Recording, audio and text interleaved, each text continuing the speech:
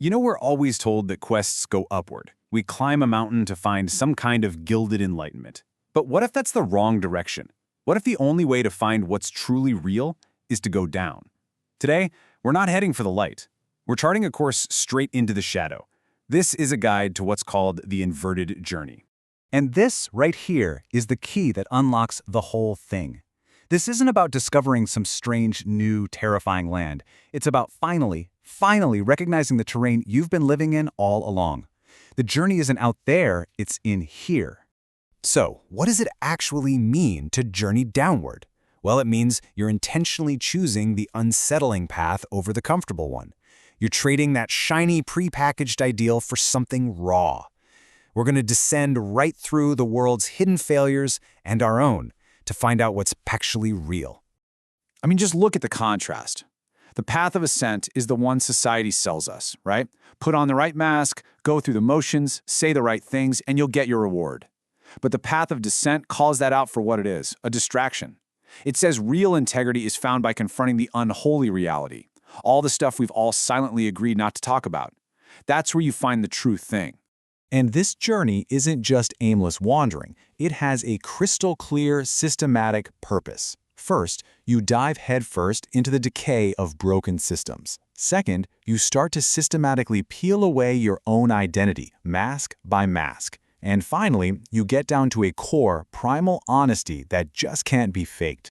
So, where does all this happen? Welcome to the uncanny valley of shadows. And this isn't just some spooky metaphor, it's a real psychological environment. It's designed to take your sense of reality and just twist it until the familiar becomes impossible to ignore. And this is the genius of it. The horror here isn't a monster jumping out from the closet. No, it's seeing your childhood home, a place of comfort. But the proportions are off by just a fraction of an inch. It's that tiny, subtle wrongness that triggers a deep, gut-level recognition that maybe home was never as safe as you thought it was. This table breaks it down perfectly. In the normal world, the gilded hall, you see lords moving around with this air of importance. In the valley, you see shadow beasts just commuting, going through the motions with a kind of exhausted clockwork mockery of purpose. But the most powerful one, the reflective surfaces. A mirror shows you the curated mask you want the world to see. But here, the windows reflect the back of your own head. Think about that. It's literal proof that you've been looking away from yourself this whole time. Now, you're not expected to navigate this place alone. The descent requires guides. But forget about the comforting, wise old mentor archetype. These are surgeons of the soul. They're here to make the necessary psychological incisions to cut right through all of our pretense. So, let's meet the operating team. The Jester, the Dragon, and the Seraphim Gargoyle. Each one has a very specific, very critical function in this whole process of disillusionment. And let's be clear, they are not your friends. They are instruments of revelation. First up, the Jester.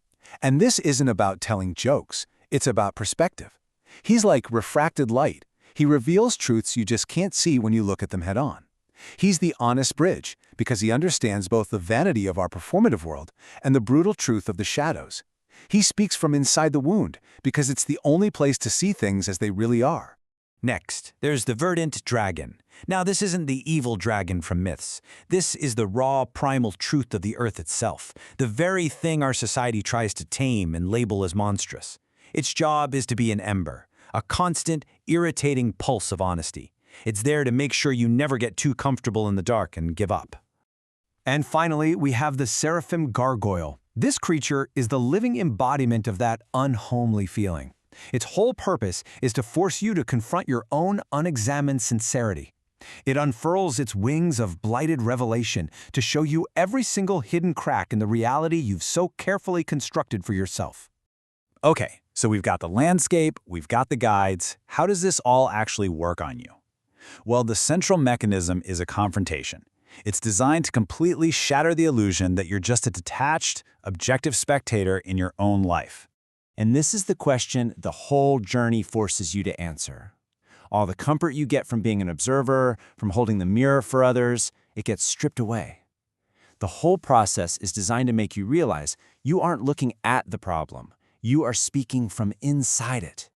The tool that forces this realization is the uncanny mirror.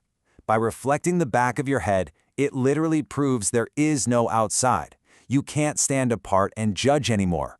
It forces you to finally turn around and see the internal rot you've agreed to ignore for your entire life. So once the masks are gone and the illusions are shattered, how do you build something new? The answer isn't about finding peace or harmony. No. True integrity is forged by learning to hold the tension between incredibly powerful, opposing cosmic forces. This process is called the triple-tonged synthesis. First, you have Wotan's structure, the rules, the systems, the rigid clockwork way of the world. Then you have Mephistopheles' friction, the doubt, the chaos, the stinging grit that challenges that structure. And finally, you have the great star's cool, witnessing light.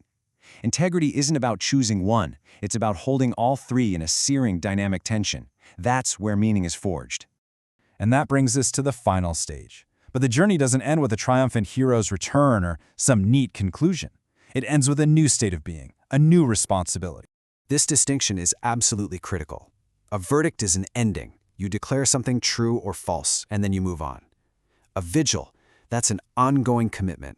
It's the ability to stay in the room, fully present, after the difficult truth has been revealed, and not turn and run away. And that right there is the ultimate destination.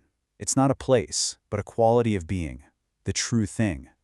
It's the bedrock honesty you discover when all the layers of performance and social ceremony have been burned away. The goal is to embody this truth, to carry its light with you into every unsaid room. And so the inverted journey leaves us right here, with a challenge. It gives you the tools to light up all the unsaid rooms in your own life. But once that light is on, revealing everything you've ignored, well, that's when the real work begins. The final question isn't about finding the truth. It's about whether you have the courage to live with it.